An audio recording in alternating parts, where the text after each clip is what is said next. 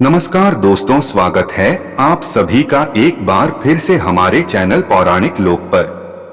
हरे कृष्णा प्रिय मित्रों, आप सभी को प्रदोष व्रत की हार्दिक शुभकामनाएं। मित्रों, आज अश्विन मास के कृष्ण पक्ष की त्रयोदशी तिथि है और आज अश्विन मास का बुध प्रदोष व्रत है। बुधवार के दिन यह व्रत आने के कारण इसे बुध प्रदोष व्रत कहा जाता है। प्रदोष व्रत हर महीने के दोनों पक्षों की त्रयोदशी तिथि को रखा जाता है। प्रत्येक माह में जिस तरह दो एकादशी होती है, उसी तरह दो प्रदोष भी होते हैं। त्रयोदशी तेरस को डोट प्रदोष कहते हैं।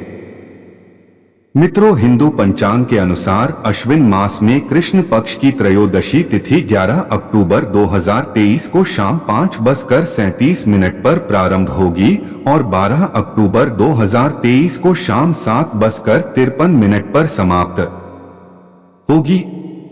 मित्रों, 11 अक्टूबर को प्रदोष व्रत पूजन का शुभ मुहूर्त 5:56 से रात को 8:25 तक रहेगा। मित्रों, हिंदू धर्म में एकादशी को विष्णु जी से तो प्रदोष व्रत को शिव जी से जोड़ा गया है। दरअसल इन दोनों ही व्रतों से चंद्र का दोष दूर होता है। तो मित्रों, आइए जानते हैं संक्षिप्त में कि इसकी पौराणिक व्रत कथा क्या है और क्या है इसकी महिमा। मित्रों, प्रेम से बोलिए श्रीमन नारायण नारायण हरि हरि, श्रीमन नारायण नारायण हरि हरि। एक समय की बात है, सर्व प्राणियों के हितार्थ के लिए परम पावन भागीरथी के तट पर ऋषि समाज द्वारा विशाल गोष्ठी का आयोजन किया गया। इस सभा में व्यास जी के परम शिष्य पुराणवेत्ता सूत जी महाराज हरि कीर्तन करते हुए पधारे। सूत जी को आते हुए देखकर शौनकादि 88,000 ऋषि मुनियों ने खड़े होकर दंडवत प्रणाम किया। महाज्ञानी सूत जी ने भक्तिभाव से ऋषियों को हृदय से लगाया तथा आशीर्वाद दिया। विद्वान ऋषिगण और सब शिष्य आसनों पर विराजमान हो गए। शौनकादि ऋषि ने पूछा, हे पूज्यवर महामते, कृपया यह बताने का कष्ट करें कि मंगलप्रद कष्ट निवारक यह व्रत सबसे पहले किसने किया और उसे क्या फल प्राप्त हुआ। श्री सूत जी बोले, आप सभी शिव के परम भक्त हैं। आपकी भक्ति को देखकर मैं व्रती मनुष्यों की कथा कहता हूं। इस कथा को सुनने से व्यक्ति अपने और अपने बच्चों की बुद्धि और स्वास्थ्य को ठीक कर सका है। प्रदोष व्रत करने से जीवन में सदा सुख सौभाग्य बना रहता है। बुध प्रदोष व्रत से भगवान गणेश की कृपा से आपके जीवन के सारे काम बिना किसी विघ्न बाधा के पूरे हो जाते हैं। आज मैं आपको सुनाने जा रहा हूं बुध प्रदोष की कथा। इसे प्रसन्न चित्त मन से ध्यान पूर्वक और पूरा सुनिएगा। तो चलिए शिव पार्वती जी के चरणों का स्मरण करके शुरू करते हैं आज की कथा। मित्रों, प्रदोष व्रत की कथा के अनुसार एक गांव में अति दीन ब्राह्मण निवास करता था। उसकी साध्वी स्त्री प्रदोष व्रत किया करती थी। उसे एक ही पुत्र रत्न था। एक समय की बात है, वह पुत्र गंगा स्नान करने के लिए गया।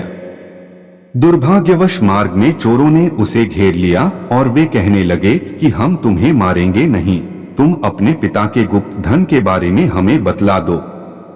बालक दीन भाव से कहने लगा कि बंधुओं, हम अत्यंत दुखी दीन हैं, हमारे पास धन कहाँ है।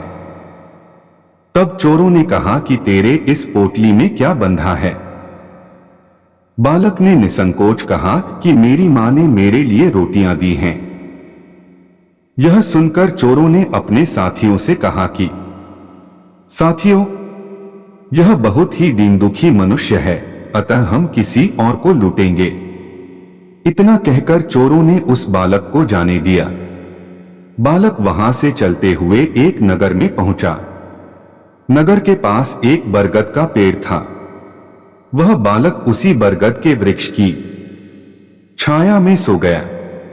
उसी समय उस नगर के सिपाही चोरों को खोजते हुए उस बरगद के वृक्ष के पास पहुंचे और बालक को चोर समझकर बंदी बना राजा के पास ले गए। राजा ने उसे कारावास में बंद करने का आदेश दिया। ब्राह्मणी का लड़का जब घर नहीं लौटा तब उसे अपने पुत्र की बड़ी चिंता हुई। अगले दिन प्रदोष व्रत था। ब्राह्मणी ने प्रदोष व्रत किया और भगवान शंकर से मन ही मन अपने पुत्र की कुशलता की प्रार्थना करने लगी। भगवान शंकर ने उस ब्राह्मणी की प्रार्थना स्वीकार कर ली।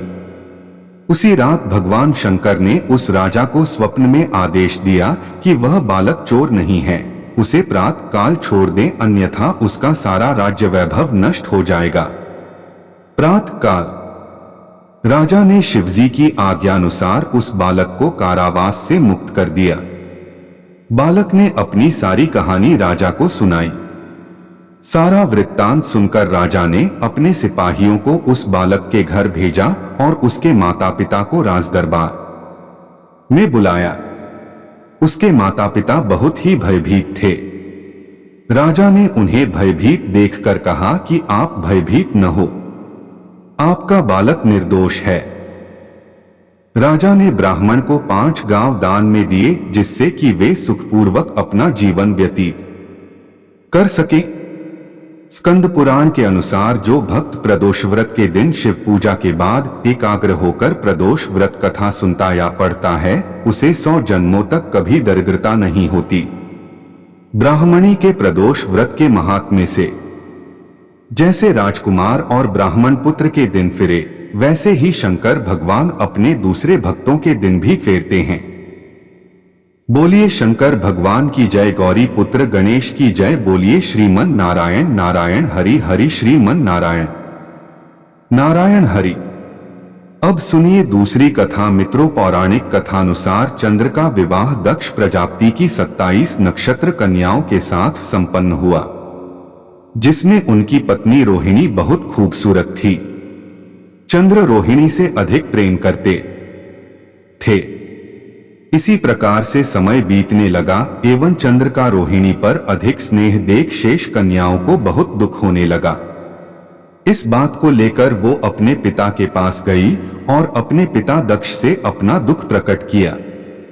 दक्ष स्वभाव से ही क्रोधी प्रवृत्ति के थे और उन्होंने क्रोध में आकर चंद्र को श्राप दिया कि तुम क्षय रोग से ग्रस्त हो जाओगे। शनैश्चर्य चंद्र क्षय रोग से ग्रसित होने लगे और उनकी कलाएं क्षीण होना प्रारंभ हो गई। नारद जी ने उन्हें मृत्युंजय भगवान शिव की आराधना और प्रदोष व्रत करने को कहा। तत्पश्चात रोहिणी और चंद्र दोनों ने भगवान शिव की आराधना की। चंद्र अंतिम सांसें गिन रहे थे कि भगवान शंकर ने प्रदोष काल में चंद्र को पुनर्जीवन का वरदान देकर उसे अपने मस्तक पर धारण कर लिया, अर्थात चंद्र मृत्युतुल्य होते हुए भी मृत्यु को प्राप्त नहीं हुए। पुनः धीरे धीरे चंद्र स्वस्थ होने लगे और पूर्णमासी पर पूर्ण चंद्र के रूप में प्रकट हुए। चंद्र देव ने त्रयोदशी के दिन महादेव का व्रत रखकर प्रदोष काल में उनका पूजन किया। व्रत और पूजन से प्रसन्न होकर महादेव ने उन्हें मृत्युतुल्य कष्ट से मुक्त कर पुनर्जीवन प्रदान किया और अपने मस्तक पर चंद्रमा धारण कर लिया। इस व्रत में प्रदोष काल में महादेव का पूजन किया जाता है, इसलिए इसे प्रदोष व्रत कहा जाता है। प्रदोष काल यानी सूर्यास्त्र और रात्रि के मध्य यानी गोधूली बेला में शिव जी का पूजन किया जाता है। बोलिए मित्रों, ओम नमः शिवाय।